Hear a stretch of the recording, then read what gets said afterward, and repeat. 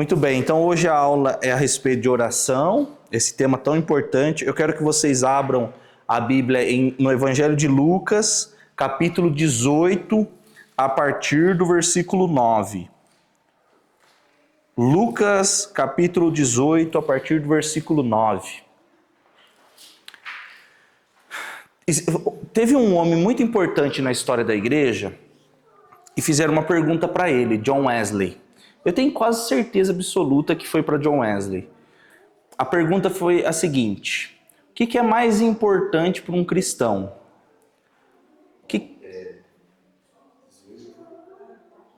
Lucas capítulo 18, versículo 9. Perguntaram para John Wesley: o que é mais importante para o cristão? Uma vida de oração ou conhecimento da palavra? Aí eu pergunto para vocês, não para o John Wesley, pergunto para vocês: o que é mais importante, mais relevante para o cristão? Uma vida de oração? A oração é mais importante? Ou o conhecimento da palavra é mais importante? Oração? Quem mais acha que é oração? Oração é mais importante? Quem acha que oração, levanta a mão. Quem acha que é conhecimento da palavra, levanta a mão. Quem não acha nada e prefere não opinar? A resposta de John Wesley foi a seguinte: o que é mais importante para o pássaro? A asa esquerda ou a asa direita? Então, na vida do cristão, não existe relevância maior entre um e outro. Os mais espirituais vão colocar como sendo oração. Os mais técnicos e práticos vão colocar como sendo leitura da palavra. Mas o cristão só pode dizer que ele é cristão no dia que ele tiver leitura bíblica e oração fazendo parte da vida dele. Se isso não existir, não tem como falar que é cristão. Ser cristão é ter um relacionamento com Jesus. Isso é ser crente. Se você não tem um relacionamento com Jesus, você não é crente, você não é cristão. E eu sei que as palavras são duras, mas é a realidade. Não adianta vir aqui e falar: não, coitadinho, não tem tempo. Não. Gente, a gente arruma tempo para tudo. Você quer saber se você tem tempo? É só ficar doente. Se ficar doente, você vai no hospital meia-noite, 1h, você precisa fazer um exame, dá um jeito. A gente não dá um jeito? Então, a gente às vezes usa como argumento: eu não tenho tempo de ler a Bíblia, não tenho tempo de orar. Tem sim. Se você organizar, você tem, você consegue. Então, para os que achavam que a oração é o mais importante, reveja seus conceitos. Para os que achavam que a leitura da Bíblia era o mais importante, valorize a oração. Por quê? Porque você vai ter que equilibrar os dois. Oração e leitura bíblica. Por quê? Porque para um pássaro, se ele não tiver uma das asas, ele não voa. Ele precisa das duas para voar.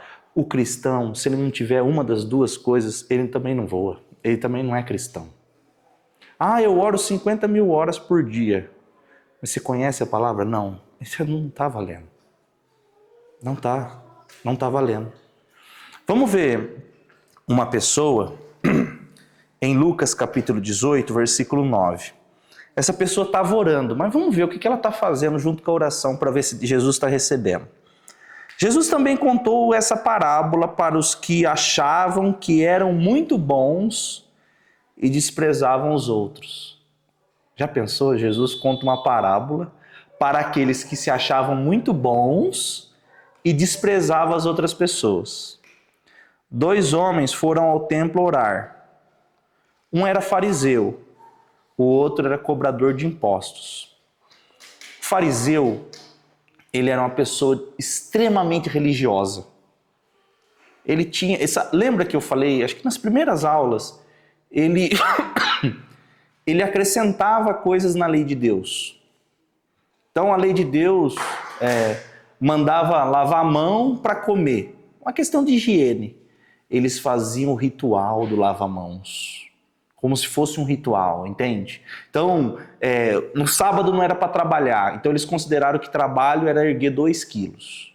Menos que 2 quilos podia fazer, mais que 2 quilos era trabalho. Então vocês percebem que eles colocavam uma cerca, eles dificultavam ainda mais, eles pioravam. E eles eram hipócritas. Em Mateus 23, Jesus diz assim: façam o que eles dizem para fazer e não façam o que eles fazem. Tem um ditado que diz que Jesus falou isso dele: faça o que eu digo e não faça o que eu faço. Mentira, Jesus não disse isso. Jesus é o exemplo para nós. Jesus disse isso em relação aos hipócritas: façam o que eles mandam fazer e não façam o que eles fazem. Não é para copiar as práticas deles, porque eles são ruins. Então esse é o perfil do fariseu.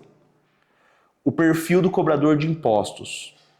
O cobrador de impostos era odiado, era desprezado, era escanteado, marginalizado. Por quê? Porque era um judeu, nascido na Judéia, cobrando imposto para o romano.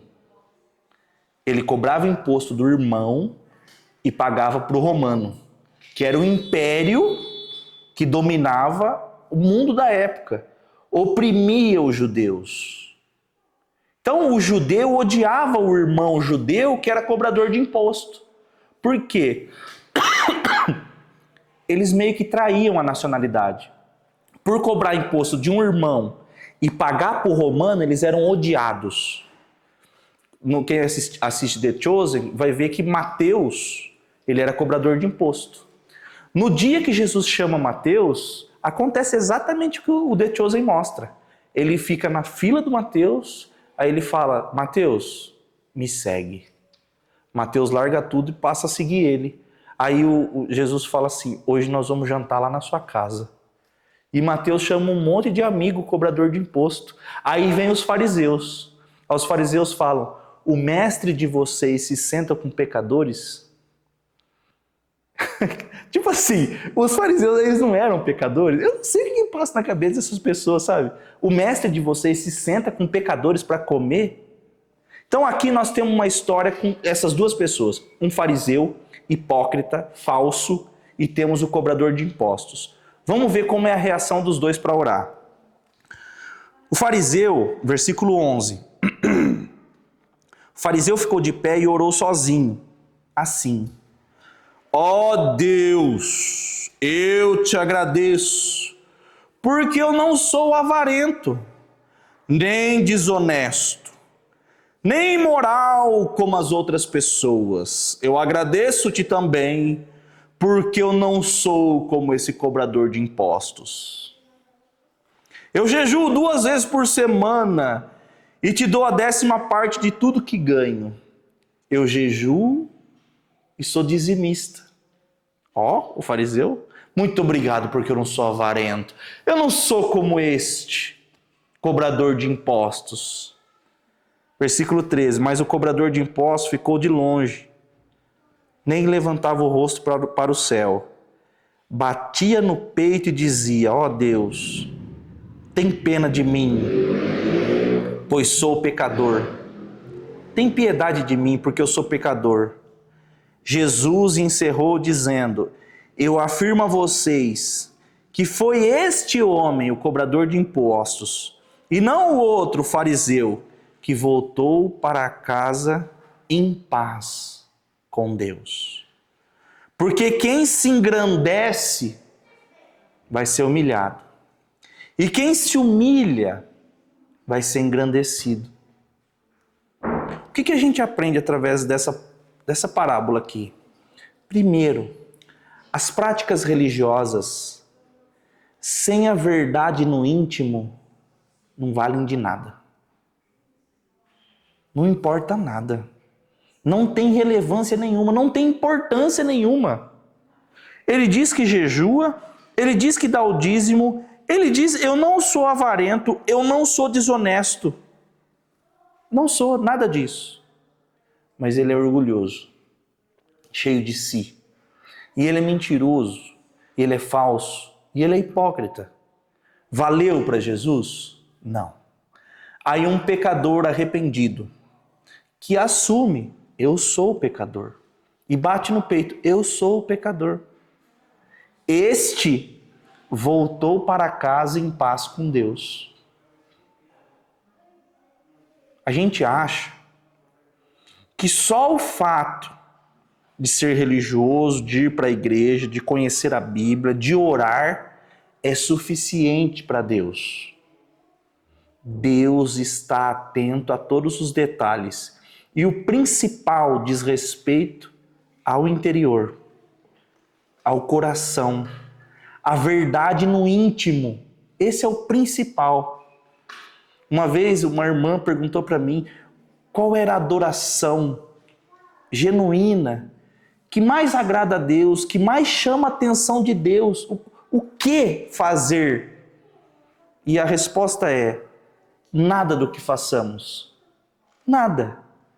A adoração genuína é quem somos. Não é o que a gente faz na igreja. É quem nós somos no íntimo. O que sentimos, o que pensamos, qual é a intenção. É errado contribuir na igreja? Não. Mas qual que é a intenção quando você faz isso? É errado jejuar? Não. Nós vamos falar sobre jejum. Eu vou ensinar vocês como jejua. Nós vamos falar sobre isso. É errado jejuar? Não. Mas por que você jejua? Caim ofereceu uma oferta para Deus também. Abel também ofereceu. Deus recebeu Abel e a sua oferta. E rejeitou a Caim a sua oferta. A verdade no íntimo é o que realmente importa para Deus. É o que realmente vai valer no fim das contas. Eu quero ler outro texto com vocês, Mateus capítulo 6. A partir do versículo 5. Quem conhece a oração do Pai Nosso? Eu oro a Deus para vocês se tornarem professores e vocês pegar uma turma e vocês fazerem pergunta e ninguém responder nada. Pra vocês verem como é frustrante. Mateus capítulo 6, versículo 5. A tradição católica normalmente enfatiza muito a oração do Pai Nosso, né? Se torna inclusive uma reza, né? Um mantra para eles ficam repetindo diversas vezes. Mateus capítulo 6, versículo 5. Jesus, ele ensina a orar. A gente estava falando da verdade. Vamos ler a partir do versículo 1, já para vocês entenderem o que eu estava falando. Tenham cuidado de não praticarem os seus deveres religiosos em público, a fim de serem vistos pelos outros. Se vocês agirem assim, não receberão nenhuma recompensa do Pai de vocês que está no céu. Tenham cuidado de fazer os deveres religiosos de vocês em segredo, não em público. Não precisa mostrar. Nada do que você faz para Deus, você não precisa mostrar. Não precisa expor. Por quê? Porque pode ser que você receba a recompensa só do reconhecimento humano e não de Deus. Versículo 2. Quando você der alguma coisa a uma pessoa necessitada, não fique contando o que fez. Como os hipócritas fazem nas sinagogas. Sinagoga é a igreja. Eles fazem isso na sinagoga e nas ruas. Eu ajudei, eu fiz, eu desfiz, fui eu que comprei, fui eu que banquei. Essas coisas. Eles fazem isso para serem elogiados pelas outras pessoas. Eu afirmo a vocês que isso é verdade. Eles já receberam a sua recompensa. Você já pensou chegar no céu e Jesus olhar para você e falar assim: a sua recompensa você já recebeu na terra? É o que o texto está dizendo. Eles já receberam a sua recompensa. Porque eles fazem a fim de reconhecimento humano. De receber elogio, tapinha nas costas. Nossa, como esse irmão, olha que benção. Esse irmão é uma benção. Esse irmão faz isso, faz aquilo. Muito cuidado com isso. Mas você, o versículo 3, né? Mas você, quando ajudar alguma pessoa necessitada, faça isso de tal modo que nem mesmo o seu amigo mais íntimo fique sabendo do que você fez. Versículo 4. Isso deve ficar em segredo, e o seu pai, que vê o que você faz em segredo, lhe dará a recompensa. Esse é o contexto. É sobre isso que Jesus está falando. Sobre a hipocrisia, sobre fazer, como diria minha avó, para se amostrar. Agora nós vamos falar, aí ele vai falar de oração. Quando vocês orarem, não sejam como os hipócritas. O que é hipócrita? É falso, é fake, parece uma coisa, tem uma capa, tem uma máscara. Quando você for orar, não seja como os hipócritas. Que jeito que eles oram, ó? Eles gostam de orar de pé nas igrejas, nas sinagogas, nas esquinas, nas ruas, para serem vistos pelos outros. Eles oram não para que Jesus ouça. Eles oram para que as outras pessoas ouçam. Muito cuidado. O texto começa: tenham cuidado de não praticarem seus deveres religiosos em público. Muito cuidado. Porque pode ser que o pai não esteja recebendo. Por quê? Porque você está fazendo com a intenção incorreta. Mas eu não posso orar em público? Pode. Mas não posso ajudar alguém em público? Pode. Mas você nunca vai fazer a fim de receber reconhecimento humano. Nunca. É sempre em segredo. É sempre você e Deus. Então, tem as pessoas, os hipócritas, eles gostam de orar alto, bonito. Eles têm palavras bonitas. Ó Deus, que se manifesta de forma inefável, inigualável. Não tem gente que ora assim, né? Palavras bonitas e aí, né? E aí a gente não sabe o que significa. E aí eu quero saber, Deus sabe o que significa, mas eu quero saber se faz sentido no coração de Deus. Quando eu vou conversar com vocês, eu não fico, sabe, ó reverendíssimo irmão, ilustríssima irmã. Não, sabe? É uma conversa. Você fala assim com o seu pai? Não. Então deixa eu explicar para você. Deus não é só Senhor. Ele não é só todo-poderoso. Ele é Pai. Tem gente que fala assim, mas eu não posso ir com qualquer roupa na presença de um juiz. Então um juiz, um comedor de arroz e feijão aqui da terra, quando eu vou na presença dele, eu tenho que ir com uma roupa apropriada, uma roupa fina, por causa do pudor, das regras, da etiqueta para falar com o juiz. É verdade, mas se esse juiz for o seu pai, aí você vai de chinela havaiana. Aí você vai com a roupa que você quiser. Porque ele não é só um juiz. Ele é o juiz, seu pai. Percebe que o ser humano está todo o tempo tentando recuperar o que acontecia no passado. Na antiga aliança tinha a roupa apropriada, o dia apropriado, o lugar apropriado e o serviço apropriado. Eu acho que eu já estou até cansado de tantas vezes que eu falei disso com vocês. O que aconteceu quando Jesus morre na cruz? Não tem mais lugar apropriado, nem roupa apropriada, nem pessoa apropriada. Ele quebrou isso. Ele rompeu com tudo isso. Por quê? O que ele quer? Um relacionamento verdadeiro. A mulher samaritana de João capítulo 4 fala com ele. O que ela fala com ele? Qual que é o lugar certo de adorar? É aqui, meus pais adoravam aqui, meus antepassados adoravam aqui. E os judeus falam que é lá em Jerusalém. Aonde é o lugar certo? Aí ele fala, os verdadeiros adoradores adorarão ao Pai em espírito e em verdade. Não existe relacionamento com Deus na mentira. Não existe. Não adianta disfarçar, não adianta camuflar. Você engana a esposa, a mãe, o pai, o filho, o marido. Essas pessoas você engana, o pastor, o irmão da igreja, você engana. Você veste uma capa, você faz cara de crente, você sabe todo o linguajar do crente. Aquele irmãozinho é uma benção, ele é crente. Mas Deus conhece lá no interior. As 7 igrejas da Ásia, Jesus se declara assim para as 7 igrejas. Eu conheço vocês. Eu sei das obras de vocês. Jesus conhece o seu interior. Ele sabe o que você sente, o que você pensa, o que você quer fazer, o que você planeja, o que você sonha. Ele sabe de tudo, sem exceção.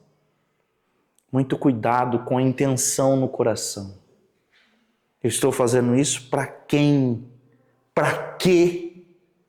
Para alguém chegar e, o irmão, você ora muito bonito, ou você fala bonito, ou você ensina bem, ou você, que oferta boa que você deu para um pobre. Façam os deveres religiosos, o que for possível, em segredo, escondido, porque aí vai ter verdade. Se não tem reconhecimento humano, aí é verdade. Seguindo o texto.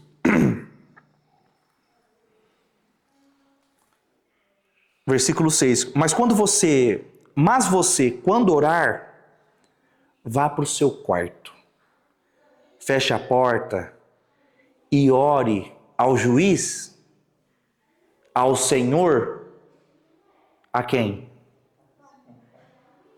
Ao Pai. Por que fecha a porta? Por que vai para o quarto?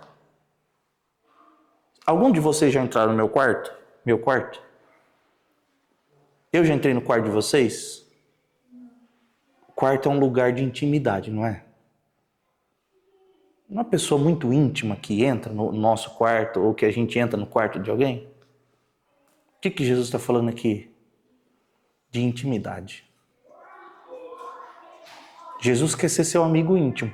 Se você não tem essa percepção, se você não sente isso, alguma coisa está errada.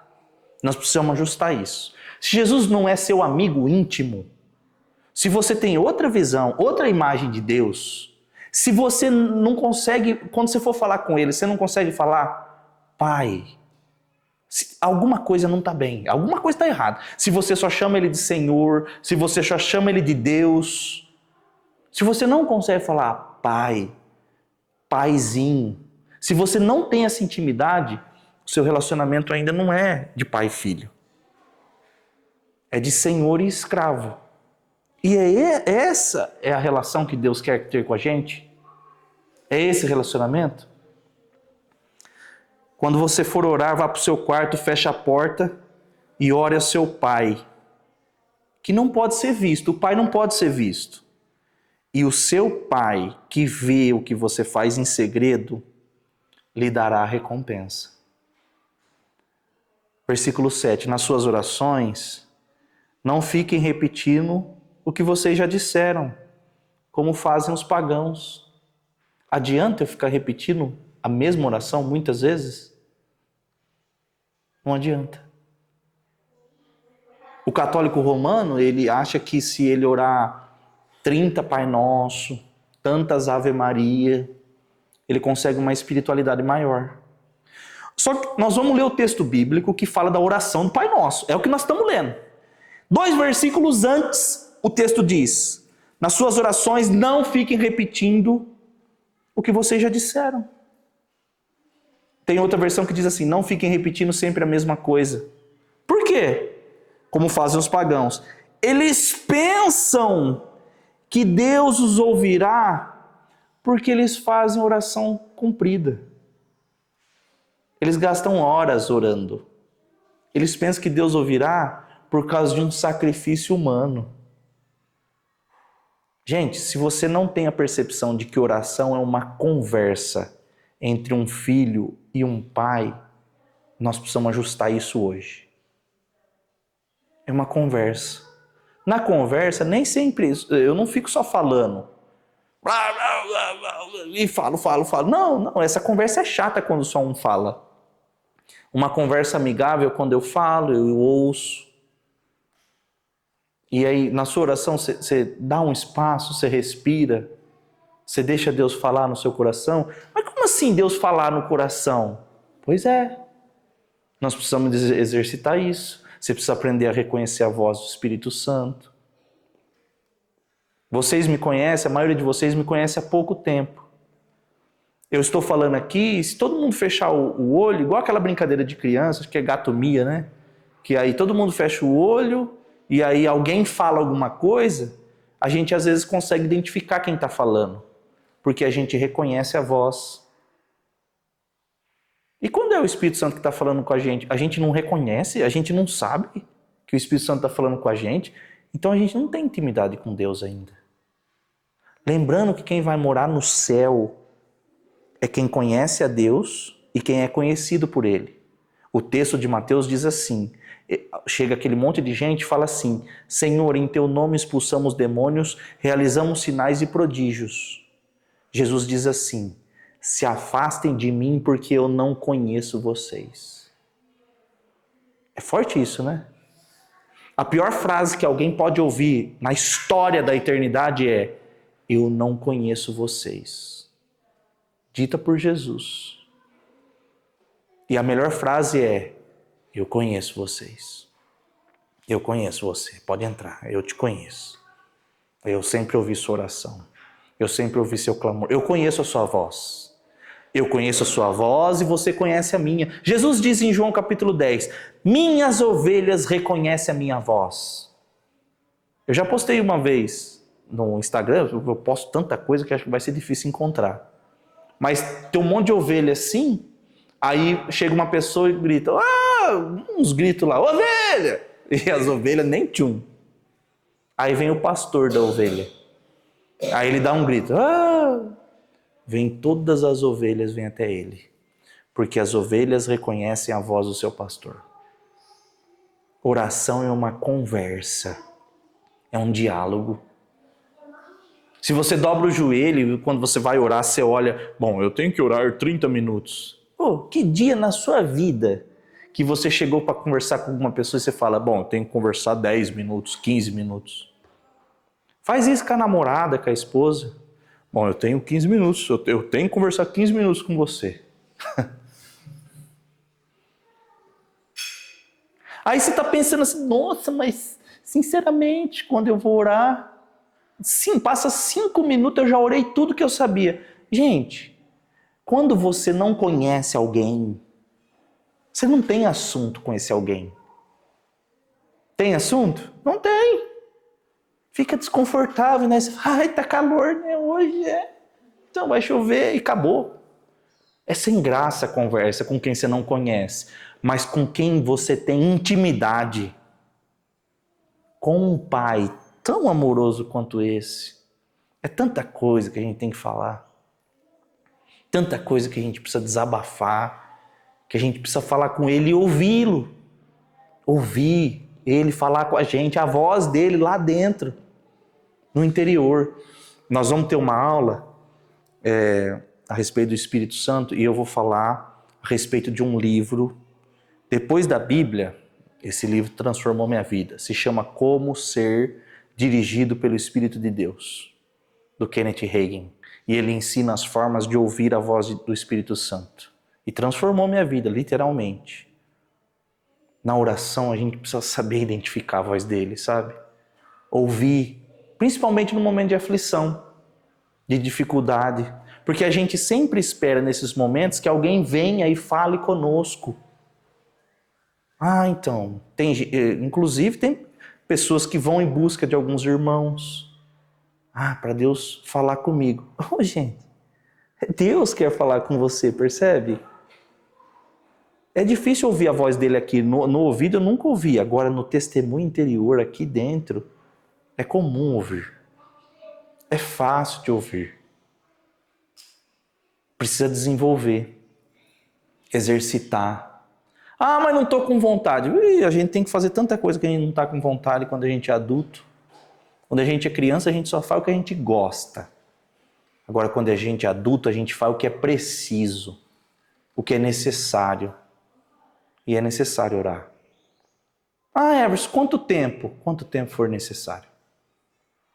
Fique ligado todo o tempo com Deus. Todo o tempo. Eu não levanto da cama sem dobrar o joelho. Não levanto. Às vezes eu dobro o joelho na própria cama. Você também? É confortável, né? O frio. Lá na igreja a gente tem um relógio de oração de 24 horas. A igreja fica 24 horas aberta. Sai um irmão, entra outro. Sai um irmão, entra outro. Sai um irmão. O meu horário é das 2 da manhã às 4 da manhã. Eu chego, o pastor está lá com a irmã, com a esposa dele, eles saem, aí eu vou orar. No começo, quando era 1 hora, eu achava que era muito. Não tinha muito assunto. Agora, quando eu vejo, já chegou os irmãos já das 4 horas da manhã. 1 hora é pouco. Agora já são 2. Entende? Eu não quero que vocês olhem no relógio, nem que vocês cronometrem. Não precisa. Eu acho que Deus não vai se sentir honrado se vocês fizerem isso. Deus não vai. Se você fizer como uma obrigação. Mas eu quero que você entenda que é necessário para a vida espiritual. Muita oração, muito poder. Pouca oração, pouco poder. Nenhuma oração, nenhum poder. E tem gente que cobra as coisas de Deus ainda. Não ora nada, zero. Eu não sei porque Deus permitiu isso. E não tem zero de relacionamento com Deus. Zero. Não sabe. Se Jesus falar, ele não sabe a voz dele. Não reconhece. Jesus diz, os pagãos ficam repetindo sempre a mesma coisa. Diversas vezes. E eles acham que se eles fizerem a oração cumprida, eles vão ser ouvidos. E não é dessa forma. Versículo 8. Não sejam como eles, pois antes de vocês pedirem, o Pai de vocês já sabe o que vocês precisam. Mas aí ficou difícil. Se eu vou orar achando que eu vou falar para Deus o que eu preciso para Ele atender as minhas necessidades, mas Jesus está dizendo que o Pai já sabe quais são as minhas necessidades, então por que orar?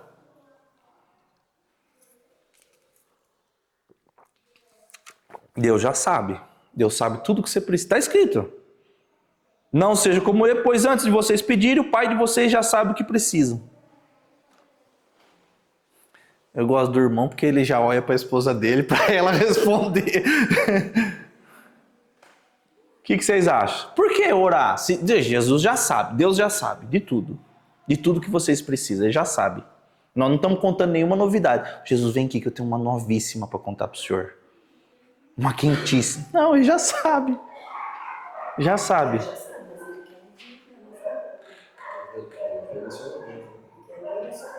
É o relacionamento. Para mim, o mais evidente é a dependência. Eu peço porque eu sou dependente dele. Eu peço porque quando eu receber, eu vou reconhecer que foi ele que me deu. Porque se eu recebo e eu não pedir, aí foi porque eu trabalho. Foi porque eu sou inteligente, eu sou bem relacionado, é por isso que acontece isso comigo. Não, mas se eu orei, se eu clamei, se eu pedi, foi Jesus que me deu. Por que foi Jesus? Porque eu pedi para Ele e Ele atendeu. E o Pai já sabe tudo que a gente vai pedir, certo? E oração não é só pedir, viu, gente? Vocês querem uma dica de como desenrolar a oração? Começa contando para Jesus como foi seu dia. Jesus, hoje eu acordei, aconteceu isso, eu fui em tal lugar. Parece um paradigma, né? Porque como que é o padrão de oração nosso? Senhor, me dá isso, me dá aquilo, faz isso, faz aquilo. Abençoa isso, abençoa aquilo. Abençoa meus negócios, me faz prosperar. Não é assim? Mas isso é um relacionamento? Já imaginou se você chega por seus pais e só, pai, me dá isso, me dá aquilo, me dá isso, me dá aquilo? Vai ser um amor genuíno? Deus quer um relacionamento. Relacionamento. Entendam isso. Por que é importante a oração na vida do cristão? Por causa do relacionamento. E por que é importante conhecer a palavra dele? Porque é ele falando com a gente. A oração, nós estamos falando com ele e ele pode falar conosco. A palavra é ele falando conosco. Certo? Versículo 9. Portanto, orem assim. Pai nosso. Ele não está chamando de Senhor, nem de juiz. É Pai. É relacionamento. Pai. Meu. É Pai meu? Não, é Pai nosso. Que estás no céu. Que todos reconheçam que o teu nome é santo. Ele começa de que forma com Deus? Elogiando. Que todo mundo reconheça que o teu nome é santo. Venha o teu reino, que a tua vontade seja feita aqui na terra como é feita no céu. Ele já fez algum pedido? O que ele está falando? Antes de fazer pedido, irmãos, que a tua vontade seja feita. Venha o teu reino, manifeste o seu reino, a sua vontade, porque a sua vontade é o melhor para mim. Você tem coragem de orar e falar assim, Jesus, faça a tua vontade, não a minha? Normalmente a gente não tem, né? Normalmente a gente é assim, Senhor, venha o meu reino, faça a minha vontade. Assim como é na minha casa, faz em tudo quanto é canto. Na minha casa eu mando e desmando. Faz em todo lugar assim, Senhor. Onde eu chegar, que seja feita a minha vontade. Dá-nos hoje o alimento que precisamos. Opa! Primeiro pedido, dá-nos hoje o alimento que precisamos. Não é o que eu preciso, é o que precisamos. É no coletivo. Lembra, igreja é família, é coletividade. Não é só por você, é por outras pessoas. E não nos deixe que sejamos tentados, mas livra-nos do mal. É importante essa oração. Você está sendo tentado, irmão? Apresenta para Jesus. Está sendo tentado, irmã? Mostra para Jesus. Ó, Jesus, é o seguinte, eu sou fraco nisso aqui. O irmão lá falou que não é para odiar, e eu odeio. Eu odeio, se eu estiver passando de carro e ver aquela pessoa, eu passo por cima, é o meu desejo. Não adianta ficar, sabe, mentir. Ah, Deus, Senhor, eu sei que eu devo fazer isso, fazer aquilo. Gente, não tem relacionamento com mentira com Deus. Com Deus é verdade. Fala exatamente o que você sente, o que você pensa. E apresente exatamente quem você é. Não adianta ficar mentindo com Deus. Senhor, livra-nos da tentação. Perdoa as nossas... Versículo 12. Perdoa as nossas ofensas, como também nós perdoamos as pessoas que nos ofendem. A oração, ele está dizendo assim, me perdoa assim como eu perdoo. A pergunta que eu faço para você é a seguinte, como é que você perdoa? Porque a oração é assim, me perdoa assim como eu perdoo. Logo que eu comecei a namorar a Amanda, eu estou torcendo para ela não assistir essa gravação, aconteceu a coisa mais boba do mundo. O namoro a gente não era adolescente, né? Eu tinha 19, ela tinha 18. Mas começando um relacionamento, aconteceu uma coisa boba. E é assim, meu caso, né? Eu acho que a maioria dos homens. Acontece alguma coisa, a mulher ofende e tal, a mulher me perdoa. Tá perdoada. E aí? E aí, ponto final, acabou. E aí o homem chega e fala assim, amor, me perdoa. Aí, como que é? No primeiro dia perdoa? Não. Primeiro dia não. E no segundo? Também não. No terceiro, ela dá uma risadinha porque ela esqueceu, mas ela lembra. Mas eu acho Mas sabe o que eu acho engraçado? Sabe o que é interessante? Que isso, que aquilo, que... Para ela chegar no perdão, gente, ó... Hã? Não chega. Não chega. A mulher pedir perdão? Só Jesus. Que elas perdoaram. Mas passam-se anos, ela falou, lembra aquela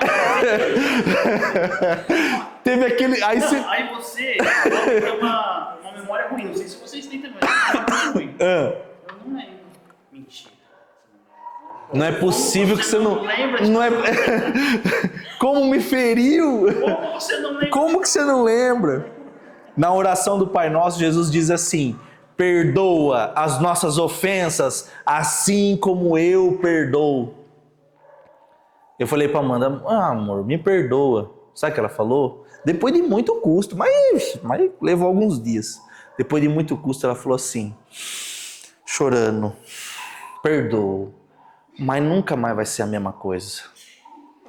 Eu falei, sério? Ó, a coisa é tão sem importância, tão sem relevância, que eu não consigo lembrar, sinceramente. Eu vou até perguntar para ela, se ela conseguir lembrar o que era... Ela vai lembrar? Não pergunta. Ela vai. É melhor não perguntar, né? Melhor deixar para lá. Passa para lá. Mas veja, qual que é o ensinamento que eu quero trazer com isso? Nós somos o tipo que a gente perdoa e sabe aquele pezinho atrás?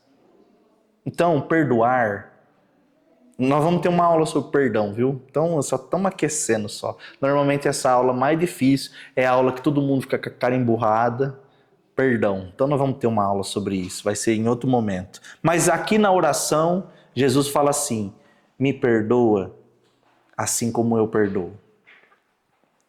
Não nos deixe que a gente seja tentado. O versículo 13 termina: pois teu é o reino, o poder e a glória para sempre.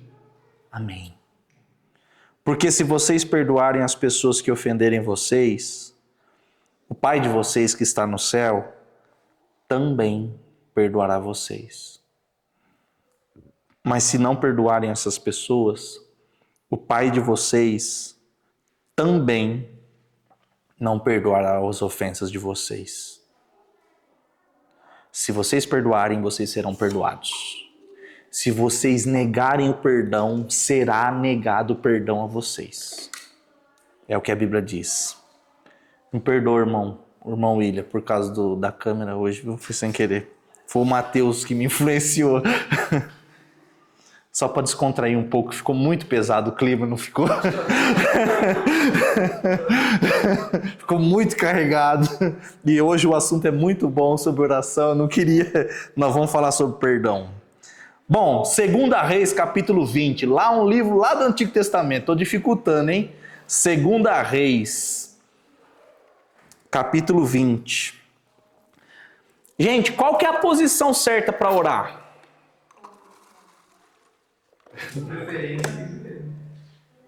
De preferência? Não, eu quero saber qual que é a posição certa.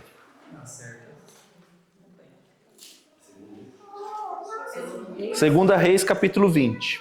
Eu quero ouvir. Essa eu quero ouvir. Qual que é a posição certa para a gente orar? Ajoelhada?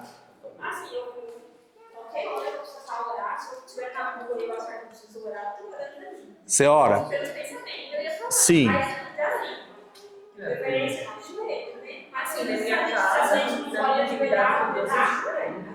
Oração, você está falando? Oração. E vocês acham que é a posição certa, adequada para orar? Tipo assim, eu tô falando de adequada, de que Deus recebe.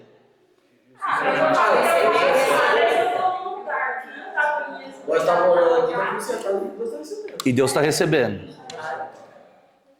Eu acho que a única coisa assim que tem que ter é coração aberto mesmo. Tá, Então, a aí posição... na próxima aula eu vou mudar de ajoelhar. Então é o seguinte, vamos ver um texto bíblico aqui. 2 Reis, capítulo 20, versículo 1. Por esse tempo o rei Ezequias ficou doente e quase morreu. Se uma pessoa está doente, quase morta, vocês acham que essa pessoa está como? Eu acho que está deitada. O profeta Isaías, filho de Amós, foi visitá-lo e disse: o Senhor Deus diz, põe a sua casa, as suas coisas em ordem, porque você não vai sarar, você vai morrer. Apronte-se para morrer. Já pensou que notícia? Você está doente, aí chega um profeta e fala: acerta a sua casa, acerta as suas coisas aí. Tá devendo lá? Vai lá pagar. É isso que tá. Acerta com seus filhos, porque você vai morrer. Essa doença você não vai sarar. Versículo 2. Para não falar que eu estou mentindo, isso aqui me arrepia. Então Ezequias virou o rosto para a parede e ele orou assim: ó Senhor Deus, lembra que eu tenho te servido com fidelidade e com todo o coração e sempre fiz aquilo que querias que eu fizesse. E chorou amargamente. Se fosse com você hoje, imagina que nós estamos aqui reunidos, aí Deus me usa, você vai morrer. Você poderia fazer essa oração? Senhor, eu tenho feito tudo, eu tenho te servido com fidelidade, com todo o coração e sempre fiz aquilo que o Senhor queria que eu fizesse. Eu acho que dá só pra chorar amargamente. E só dava para chorar amargamente? Versículo 4. Isaías saiu do quarto em que o rei estava, mas antes que tivesse passado pelo pátio central do palácio, o Senhor Deus lhe disse, olha que lindo isso aqui, gente. Volte e diga o seguinte a Ezequias, o governador do meu povo. Eu, o Senhor, o Deus do seu antepassado Davi, escutei a sua oração e eu vi as suas lágrimas. Olha isso aqui, gente, eu vou curá-lo. E daqui a 3 dias você irá até o templo. Eu vou deixar que você viva mais 15 anos. Livrarei você e essa cidade de Jerusalém do rei da Síria. Eu defenderei essa cidade por causa da minha honra e por causa da promessa que eu fiz ao meu servo Davi.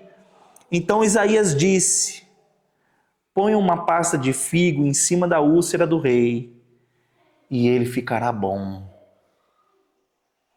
Bom, olha o que a gente aprende. Primeiro, o rei está deitado e ele se vira para a parede. É obrigado a orar de joelho? É obrigado? Deus só recebe se for de joelho? Não. Tem posição certa para orar? Do corpo, não. Só existe uma posição certa, do coração. Se tiver a posição certa do coração, se você estiver plantando bananeira, eu nem sei se alguém consegue fazer isso aqui. Se estiver plantando bananeira, Deus recebe. Deus vai receber. A gente é acostumado a orar de joelho. De criança a gente é ensinado, eu ensino meus filhos. Vamos orar? Dobra o joelho. Tá tudo bem. Dobrar joelho é um sinal de rendição. Dobra o joelho mesmo. Enquanto você tem joelho, dobra o joelho mesmo. Vai chegar um dia que se estiver bem velhinho, você não vai dar conta mais. Enquanto você conseguir, dobra o joelho, mas entenda, não é isso que torna a sua oração aceitável. É a posição no íntimo, no coração. Segunda coisa, você ora por uma questão, não quer dizer que você não precisa fazer nada. Põe uma pasta de figo em cima da úlcera do rei. Ué, Deus não vai curar o rei? Não é Deus que falou, eu escutei sua oração e eu vi sua lágrima, não é Deus que vai curar o rei? Por que colocar uma pasta de figo? Porque o fato da gente orar não impede a gente de agir. Ah, Senhor, me dá um emprego. Entrega um currículo. Ah, Senhor, eu quero casar. Pentei o cabelo, né? Corta o cabelo. Tem umas coisas que dá para fazer para facilitar, entende? Deus, ele sempre vai agir no sobrenatural, é a especialidade dele. A sobrenaturalidade, o extraordinário. Agora, pôr pasta de figo numa úlcera dá pra gente fazer? Dá. Tem gente que acha que o fato dele orar, tudo vai ser resolvido de forma sobrenatural. Gente, não é assim. Dá pra gente agir, dá pra gente trabalhar, dá pra gente planejar, dá pra gente executar. Tem a nossa parte na história, entende? Gente, esse texto é sensacional. Ela já até percebeu que eu costumo falar sensacional. Versículo 7. Versículo 8. E o rei Ezequias perguntou. Olha isso, gente. Qual será o sinal de que o Senhor Deus vai me curar e de que daqui a 3 dias eu poderei ir ao templo? Isaías respondeu: o Senhor lhe dará um sinal para provar que vai cumprir a sua promessa. O que você prefere? Ele pergunta para o rei, o que você prefere? Que a sombra da escadaria avance 10 degraus ou volte 10 degraus? Ezequias respondeu: fazer a sombra avançar 10 degraus é fácil. Olha que audacioso. Deixa eu explicar para vocês isso daqui. Não existia relógio na época. Então imagina que existia uma escadaria e baseado aonde a sombra estivesse tocando, eles sabiam a hora. Faz sentido, não faz? O sol, nós temos uma escada aqui. Se o sol estiver tocando, dependendo do degrau que está tocando a sombra, a gente sabe que horas são. Era assim que eles usavam para contar o tempo. Aí o rei fala assim: eu preciso de um sinal. Eu quero um sinal que prova que Deus está me curando. Aí o Isaías pergunta: qual sinal que você quer? Qual sinal? Aí ele fala: você quer que a sombra avance 10 degraus ou que a sombra retroceda. Aí ele fala assim, bom, avançar, o sol sempre gira, o que eu vejo é sempre o sol nascer num lugar e se pondo no outro, sempre indo. Então é fácil ele ir para frente. Eu quero que a sombra do sol retroceda. Cientificamente, sabe o que aconteceu? Hoje a gente entende isso. A Terra parou, porque a Terra sempre gira para o mesmo sentido. O Sol sempre nasce para cá e se põe para lá. É assim. Então a Terra parou de girar, girou no sentido ao contrário, 10 degraus de sombra e passou a girar de novo. Para mostrar que foi Deus que curou o rei. Para provar que foi ele. Gente, isso aqui foi a partir de uma oração. Uma oração. E Deus falou para o profeta, vai lá e fala para ele que eu ouvi a oração e que eu vi as lágrimas. Não tem hora que a gente acha que Deus não ouve, que Deus não percebe, que Deus não sente. Tem hora que a gente tem essa sensação. Tem um cântico que diz que parece que o céu está de bronze. O que é isso? Parece que a oração não passa do teto. Deus sempre está ouvindo. Sempre está ouvindo. A sequência do texto. Ezequias respondeu, fazer a sombra avançar 10 degraus é fácil, eu quero é que ela volte 10 degraus. Então Isaías orou a Deus, o Senhor, e ele fez a sombra voltar 10 degraus na escadaria feita pelo rei Acás. Por causa de uma oração, Deus fez o sol parar e a terra virar no sentido contrário do seu movimento natural. Por causa de uma oração. Há muito poder na oração, gente. Há um poder sobrenatural do cristão que ora. Se a gente conseguisse dimensionar isso, a gente não gastaria tanto tempo com as coisas que a gente costuma gastar. Principalmente quando a gente está atribulado, quando a gente está cheio de aflição. A gente busca socorro na bebida, no remédio, na Netflix, no sono, na ausência, na viagem, nas pessoas, no sexo. Tantas coisas. Quando a gente deveria buscar auxílio em Deus, na oração. E quando a gente tem o hábito de falar para outras pessoas os nossos problemas ao invés de contar para Jesus? Fala para todo mundo. Ah, porque está acontecendo isso, está acontecendo aquilo, e o problema disso, o problema daquilo. E Jesus já sabe? Você já contou para Jesus? Ah, mas claro que ele sabe de tudo. Mas ele sabe da sua boca? Ele sabe de você? Você já contou, você já conversou com ele a respeito disso? Então, conceito firmado entre nós. Não existe posição certa para orar. Deus recebe qualquer posição. A posição que importa é do coração e não do corpo. Tem um hino que eu acho sensacional. É em inglês, mas tem a tradução em português. Eu vou mandar no grupo. Se eu não lembrar, vocês me ajudam a lembrar, tá? Se chama Talking to Jesus. Em português significa falando com Jesus. É um homem, ele deve ter uns 40 anos.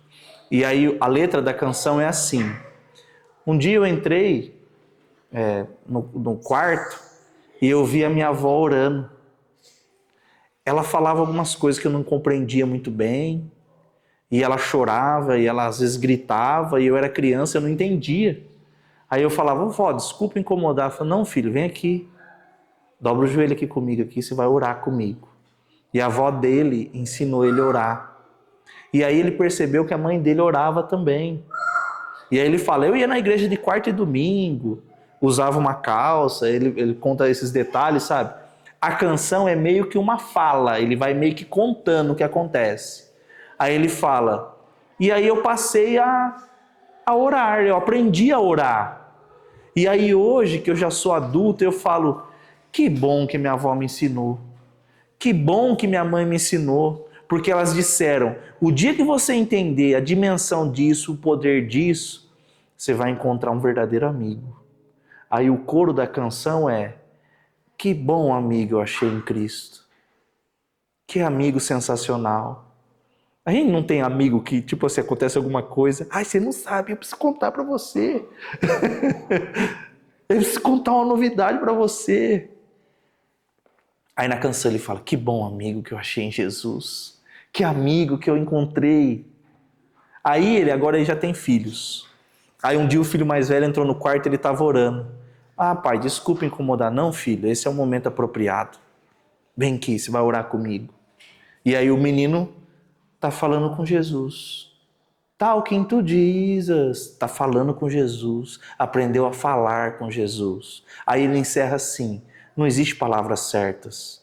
Não existe palavras bonitas. Nós temos a verdade. Sabe qual que é a verdade? Nós temos más referências. Porque quem costuma orar nas igrejas, nas nossas igrejas, é as pessoas que falam mais bonito. Mas eu não sei falar daquele jeito. Eu não sei o significado daquelas palavras. Então eu espiritualizo a oração. A pressão para algumas pessoas. Não. É para todo cristão e é uma conversa. Não tem certo e errado. O errado é não orar. Esse é o errado. O certo é todo o tempo. Tem um missionário que diz o seguinte: nem sempre eu oro por 1 hora, mas eu nunca deixo passar 1 hora sem orar. Por quê? Nosso relacionamento com Deus não é de um culto por semana. No passado eles ofereciam um serviço por semana. Era uma festa por ano, lembra disso? Agora é íntegro, é inteiro. Tem um livro muito bom, o livro se chama Vai Te Custar Tudo. Servir a Deus vai te custar tudo, sem exceção. Vai te custar seu dinheiro, seu tempo, seu amor, sua família, vai te custar tudo. Servir a Deus custa tudo para nós. Jesus diz, quem quiser ser meu seguidor, negue-se a si mesmo, tome a sua cruz e siga-me. O que é tomar a cruz? Morrer. Quem quiser me seguir, morra. Morra para os seus desejos, para as suas vontades, para os seus sonhos. Morra para você. E aí pode me seguir. Esse é o tipo de relacionamento que Deus quer desenvolver com a gente. Bom, existe hora certa para orar?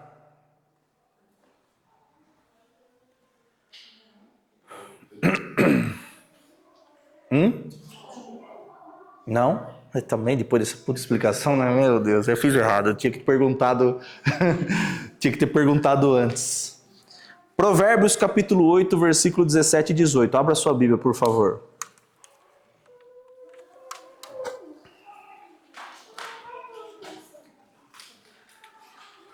Provérbios 8. O meio da Bíblia é o livro de Salmos. É exatamente no meio. Depois de Salmos vem o livro de Provérbios. A abreviação é PV. Provérbios capítulo 8, versículo 17 e 18.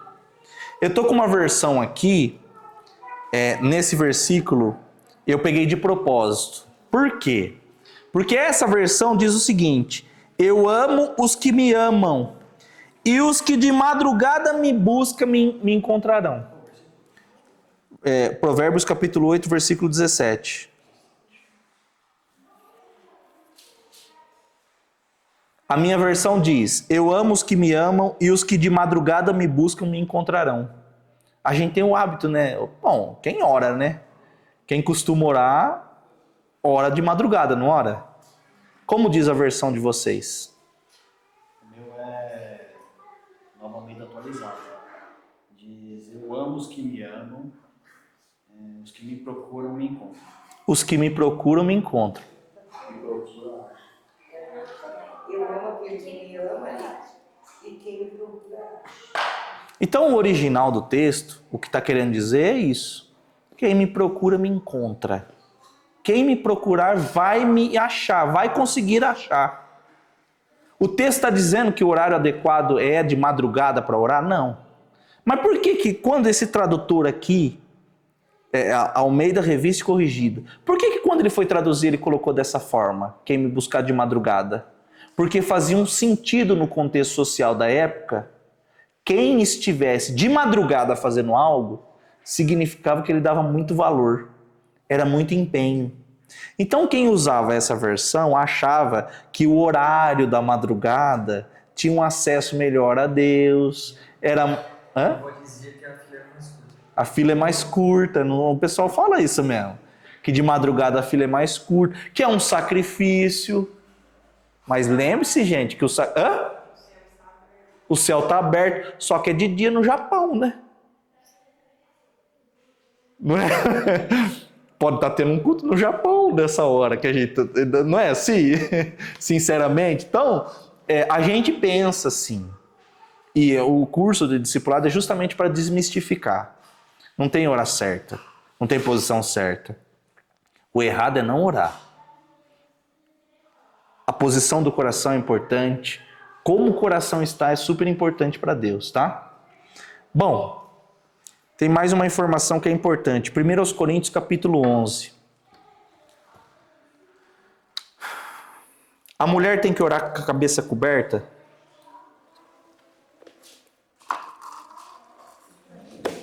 Tem?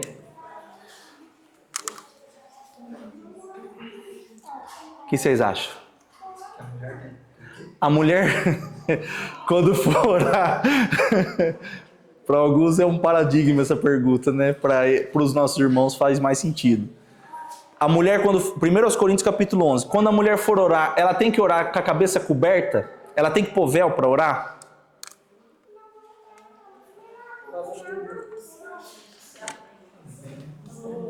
Vamos ver se tem um texto? 1 Coríntios capítulo 11, versículo 2.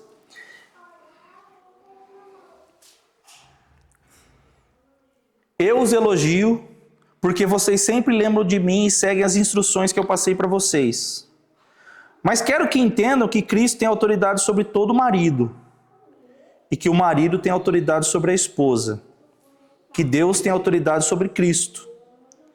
Se um homem cobre a cabeça quando ele ora, ou quando ele prega, ou quando ele anuncia a mensagem de Deus nas reuniões de adoração, ele está ofendendo a honra de Cristo.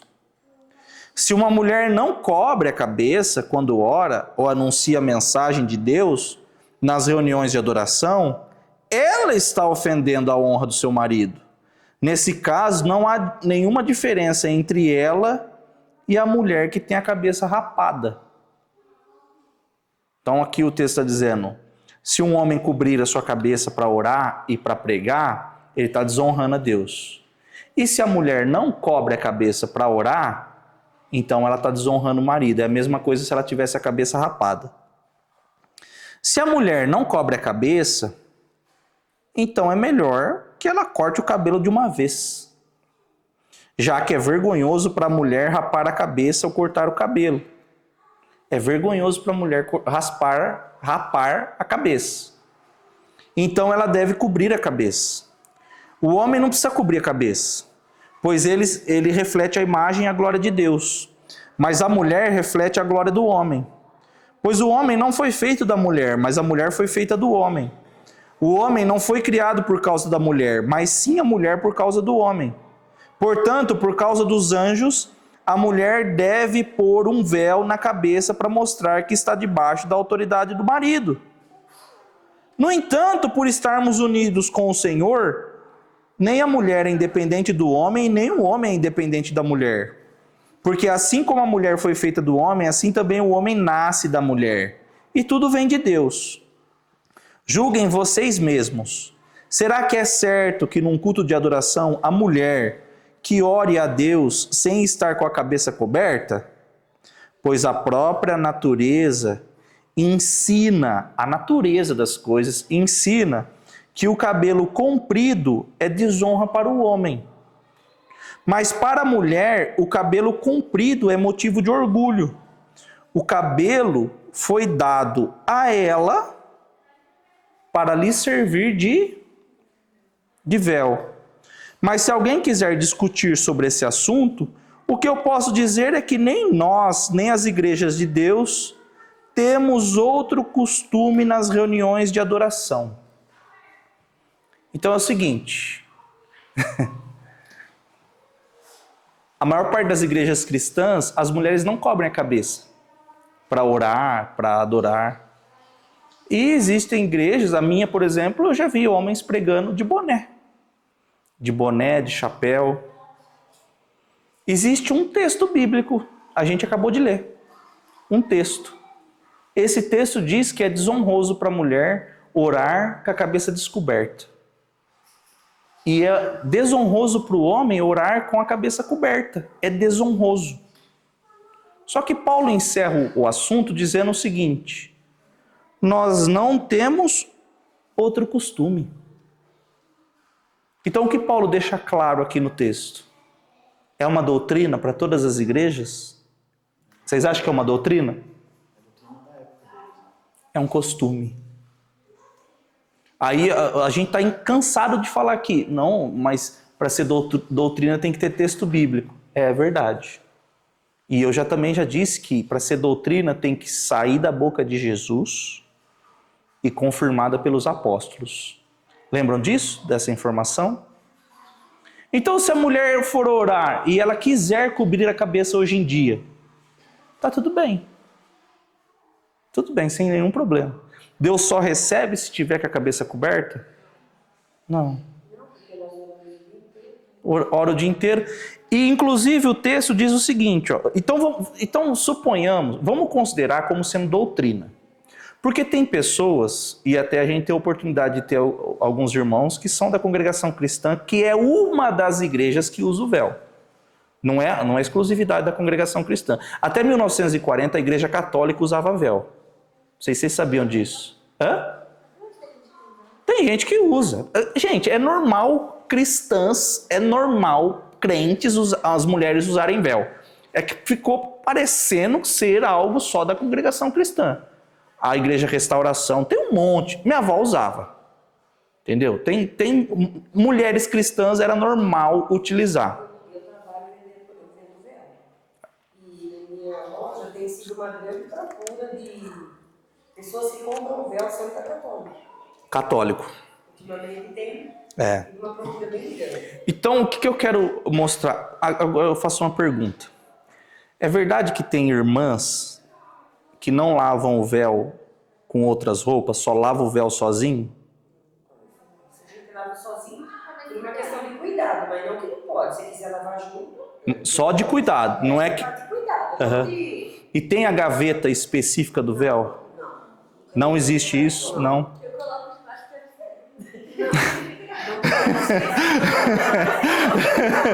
Eu tenho no banco do carro, tenho Uhum. lugar. Tá. Não tem nada disso. Então é o seguinte, então Eu o que eu quero deixar evidente, bem claro, existe realmente o texto bíblico, e eu não vou ficar mentindo, eu vou falar a verdade. Paulo encerra a orientação dizendo que esse é o costume das igrejas cristãs da época. Por quê? Ele está falando com Corinto. Só tem o texto só para a igreja de Corinto. Então a gente entende que quando só tem um texto, é costume e não é doutrina. Porque doutrina é atemporal e serve para todo mundo em qualquer lugar do mundo. Igual chapéu. Já houve doutrina em igreja cristã que tinha que usar chapéu. Aí o que acontece? Nesse caso aqui, que Paulo está dizendo, o que acontecia em Corinto? As prostitutas raspavam a cabeça. Elas rapavam a cabeça. Como é que um homem identificava uma prostituta na rua?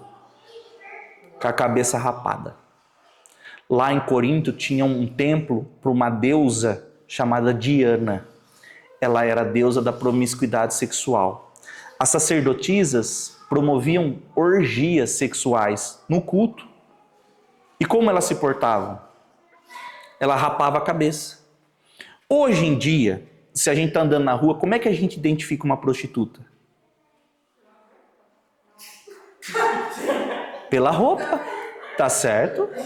Pela roupa, tá certo? Pela roupa, pelo perfume, pela maquiagem. Identifica? A gente consegue identificar ou não? É? Hã? Às vezes tem umas que não faz nada Tem disso. umas piadas igual. Tem umas que parece. Então é o... Porque tem umas que Então vocês estão... você pensa que ela é uma cristã e ela é uma prostituta. Ah, então vocês percebem que a gente está falando de um princípio. Qual é o princípio? A mulher cristã...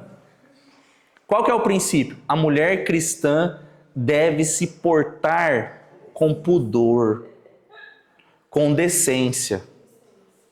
Aí, mas não, Everson, mas tem... Então eu quero usar esse texto como sendo doutrina. Esse texto proíbe a mulher de cortar o cabelo? Não, mas ele fala que se cortar.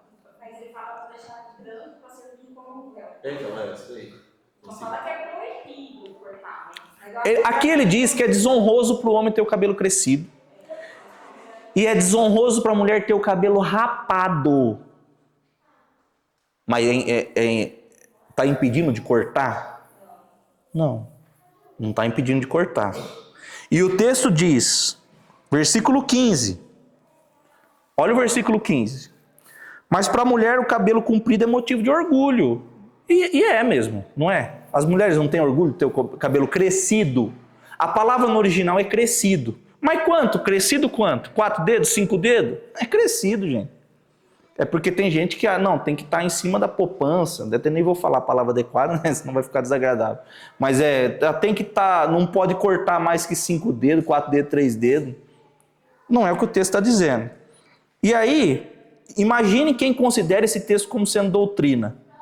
O versículo 15 diz, mas para a mulher o cabelo comprido é motivo de orgulho. Ponto.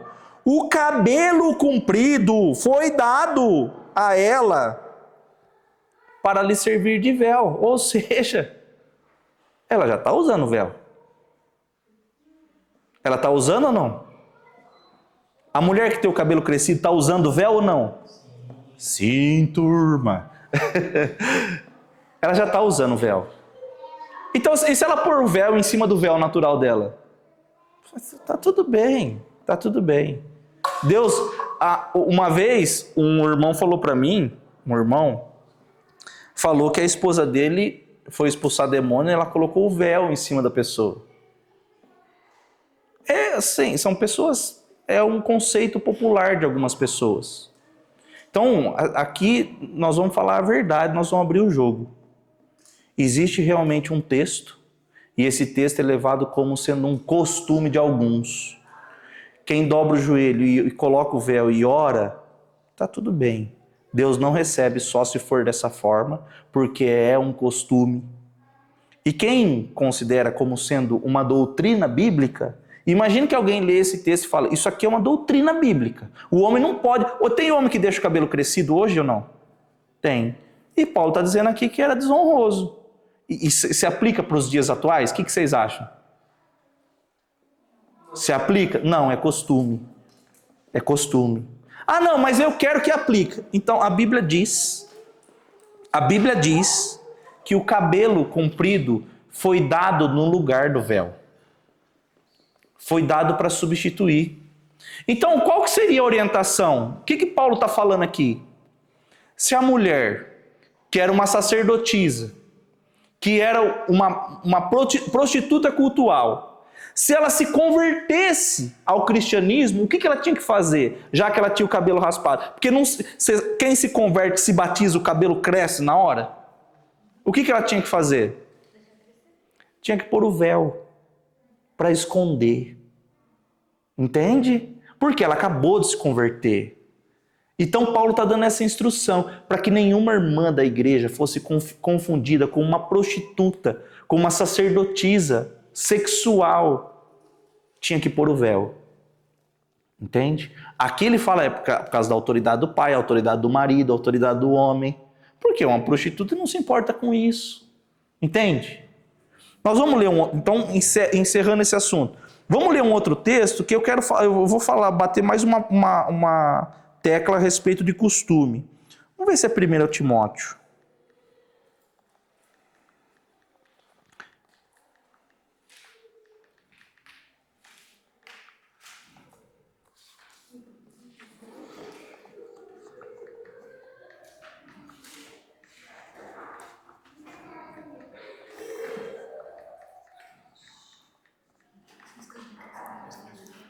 1 Timóteo capítulo 2, versículo 9.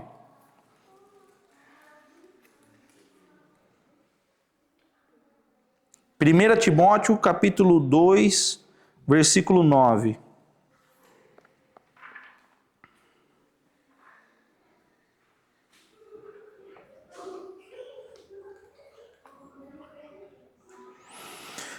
O título é A Mulher Cristã. Quero também que as mulheres sejam sensatas e usem roupas decentes e simples. Simplicidade ao vestir. Que elas se enfeitem, mas não com penteados complicados. Sua versão está penteados complicados? Tem algum que está falando trança? Como está escrito? Nunca vai acreditar. Penteados complicados. É da mesma forma que as mulheres em traje decente se enfeitem com modéstia e bom senso, não com tranças do cabelo, ouro, pérolas ou roupas caras. Então a versão do irmão está dizendo não com tranças. A versão mais atualizada diz não com cabelos complicados. Tem que se vestir com decência, com simplicidade, não com joia de ouro. Alguém tem alguma joia de ouro aí? A sua aliança é do quê? É de ouro ou não?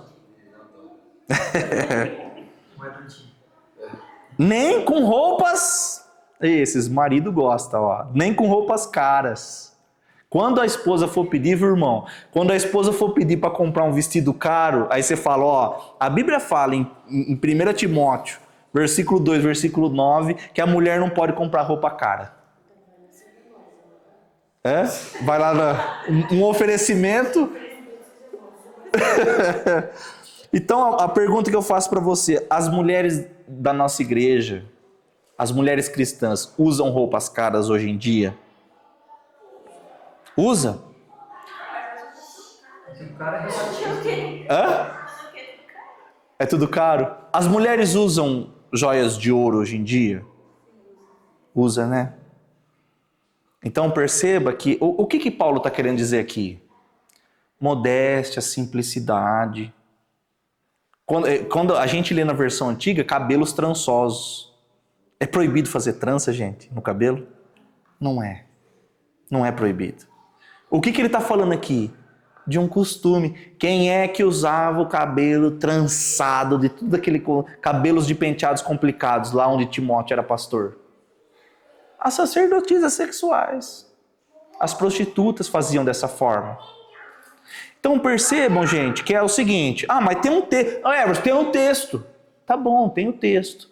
Mas nós vamos analisar o contexto, a intenção, o costume. As mulheres devem aprender em silêncio e com toda a humildade. As mulheres aprendem em silêncio? Não permito que as mulheres ensinem ou tenham autoridade sobre os homens. Elas devem ficar em silêncio. Vocês acham que esse texto é um costume ou uma doutrina?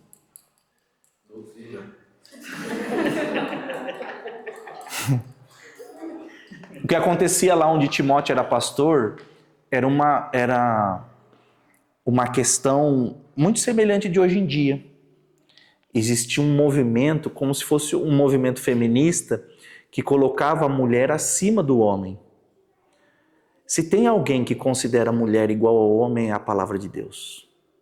Paulo diz, a partir do sacrifício de Jesus não existe mais homem, mulher, nem escravo, nem livre, nem grego, nem judeu. Todos somos um perante Jesus. Se tem algum livro que é igualitário, é a Bíblia. O que esse texto está combatendo aí é porque lá as mulheres se colocavam acima dos homens.